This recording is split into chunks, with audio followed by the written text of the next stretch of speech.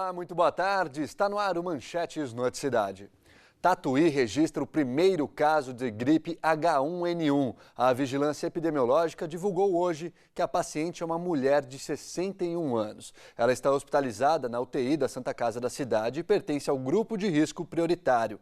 O pico de casos da doença em Tatuí foi em 2009, durante a epidemia mundial, com 47 casos suspeitos e 18 positivos. Desde então, 22 casos suspeitos foram registrados, mas sem nenhuma confirmação. Um homem morreu e uma mulher ficou ferida depois de serem esfaqueados agora pela manhã por um homem dentro de uma pizzaria no centro de Tietê. Segundo o Corpo de Bombeiros, as vítimas foram socorridas à Santa Casa da cidade. Aproximadamente meia hora depois do crime, a polícia conseguiu encontrar o suspeito. Ele foi baleado pelos PMs e também morreu. Por enquanto, não há informações da polícia e nem dos bombeiros sobre o estado de saúde da mulher esfaqueada. A reportagem completa você vê mais tarde no Noticidade.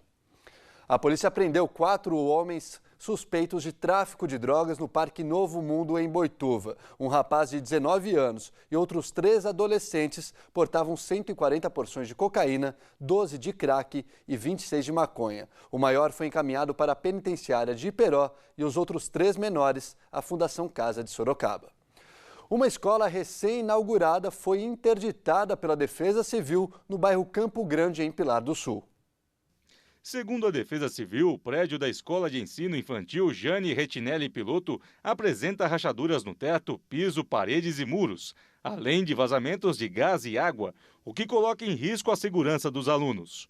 O prédio foi inaugurado no mês de dezembro do ano passado e, segundo a Prefeitura, as empresas responsáveis pela construção do local já foram notificadas, mas alegaram que executaram o projeto de acordo com o contrato feito pela administração anterior.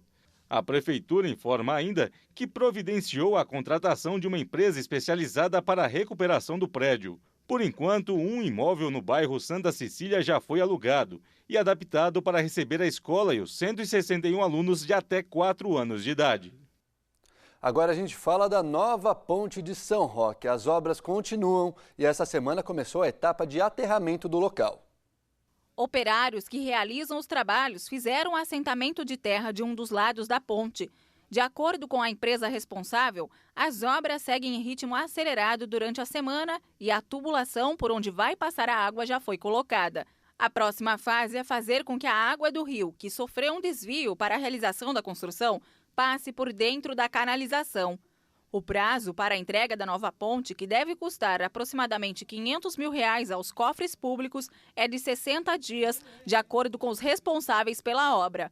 O novo acesso é construído no lugar da ponte que desmoronou no dia 28 de dezembro do ano passado, na Avenida Marginal com a Avenida Brasil. Começa hoje e vai até o próximo domingo mais uma edição do Feirão de Imóveis da Casa Própria. No evento serão oferecidos em torno de 10 mil imóveis na região. Pedro Leão. Durante o evento, o cliente pode conhecer o imóvel, dar entrada na documentação e até fechar negócio. Os interessados encontram unidades novas, na planta e usadas. E o financiamento pode chegar até 100% do valor do imóvel.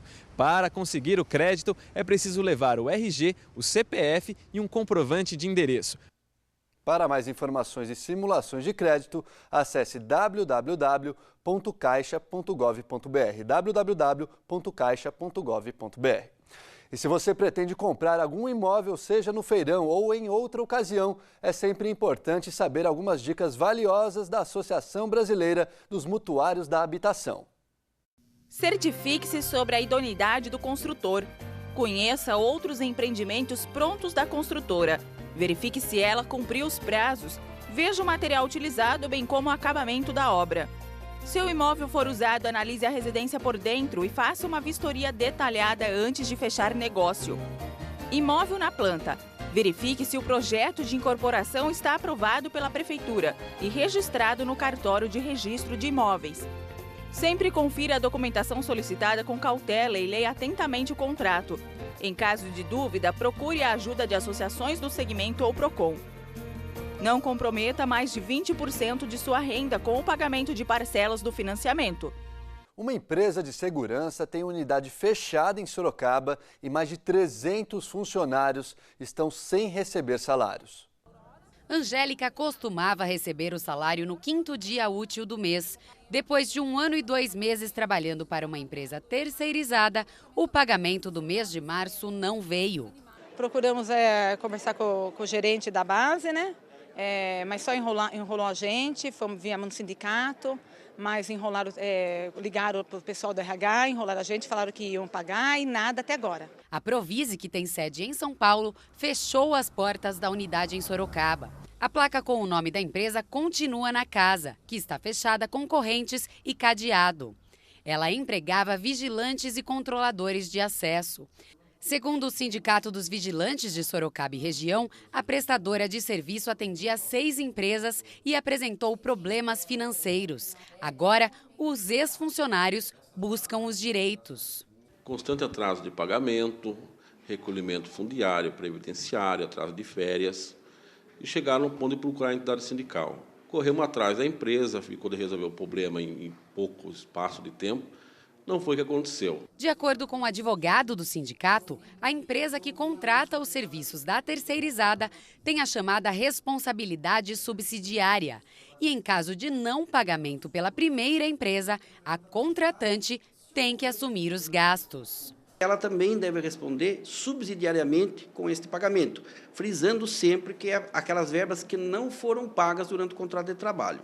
De acordo com o sindicato, mais de 300 funcionários ficaram sem receber o pagamento. Hoje, 30 vieram até aqui para tentar fazer um acordo, o que não impede uma futura ação judicial. Todos os trabalhadores têm 2 anos para ingressar com o processo trabalhista, mesmo aqueles que tenham sido reaproveitado para uma nova empresa, ele tem o direito de recorrer à Justiça do Trabalho para rever seus direitos. Hoje, uma das empresas tomadoras de serviço está presente aqui no sindicato para tentar pagar esse salário do funcionário e também fazer a rescisão dele, fazer a rescisão do contrato de trabalho dele. A previsão do advogado é que entre 30 e 40 dias o acordo deva ser feito com todos os ex-funcionários. É o que André espera que aconteça. O vigilante que prestou serviço por 3 meses está aliviado pela lei da categoria, que permite registro em 2 empresas simultaneamente. Eu espero que quando tiver a audiência eles debaixem na minha carteira. Enquanto isso, estou trabalhando em outra empresa, porque 12,36 se pode trabalhar em 2 empresas.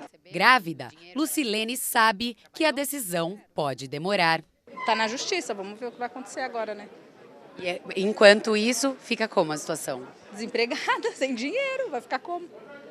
E a assessoria de imprensa da Provise informou por meio de nota que desativou apenas a área de vigilância e mais de 200 funcionários já foram regularizados. Sexta-feira de céu nublado com possibilidade de chuva em toda a região. Em Sorocaba, as temperaturas não passam dos 23 graus. Veja como fica o tempo em outras cidades.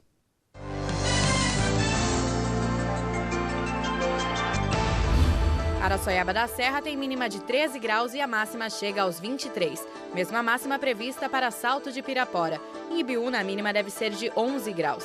Em Tatuí, as temperaturas variam entre 24 e 14 graus. A Secretaria do Meio Ambiente de Sorocaba realiza amanhã uma oficina de graça de reprodução de mudas. O repórter Pedro Leão tem mais informações.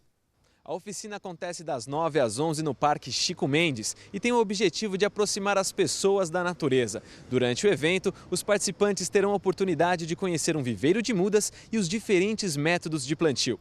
Para participar não é preciso se inscrever, basta comparecer ao parque que fica na Avenida 3 de Março, 1025, no Alto da Boa Vista. A feirinha de adoção de animais continua hoje na seção de controle de zoonoses de Sorocaba, no Parque do Campolim. Além de disponibilizar os animais para adoção, os interessados ainda recebem orientações sobre os cuidados e deveres que devem ser tomados por quem deseja ter um bichinho de estimação. Todos os animais disponíveis para adoção foram cadastrados antecipadamente e passam por uma avaliação com o médico veterinário. Eles também são vacinados e medicados. Quem adota cachorro ou gato pode ainda castrá-lo na própria zoonose. Durante o mês de maio, quando se comemora o Dia das Mães, o Zoológico de Sorocaba promove visitas monitoradas para que estudantes conheçam como é o berçário. Tudo para que eles entendam um pouco mais sobre o trabalho feito por biólogos e tratadores do local. Olhar de curiosidade das crianças e também do bebê. Um dos xodós do berçário do Zoológico de Sorocaba é a macaquinha-aranha Carlota, de 1 ano e meio. E não precisa nem dizer porquê, né? Olha a simpatia dela. O projeto é o Ama de Leite Animal.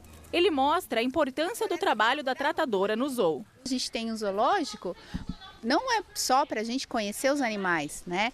Mas também saber que esses animais, o zoológico foi o único local para acolher esses animais por conta da perda do habitat. Depois de tratados no berçário, os animais ficam expostos, como é o caso dessas onças pintadas, que chegaram no zoológico ainda filhotes. A ideia é sensibilizar o público como um todo que passa por aqui, a criançada, os professores, a comunidade em geral, contando um pouquinho da história dos filhotes, um pouquinho sobre a criação deles, os profissionais que atuam e também um pouquinho sobre a história dele no habitat natural e pensar em o que é que a gente pode fazer para poder ajudar a conservar a casa dele. E pelo jeito esse recado se fixou muito bem na cabeça das crianças. Não pode maltratar os animais.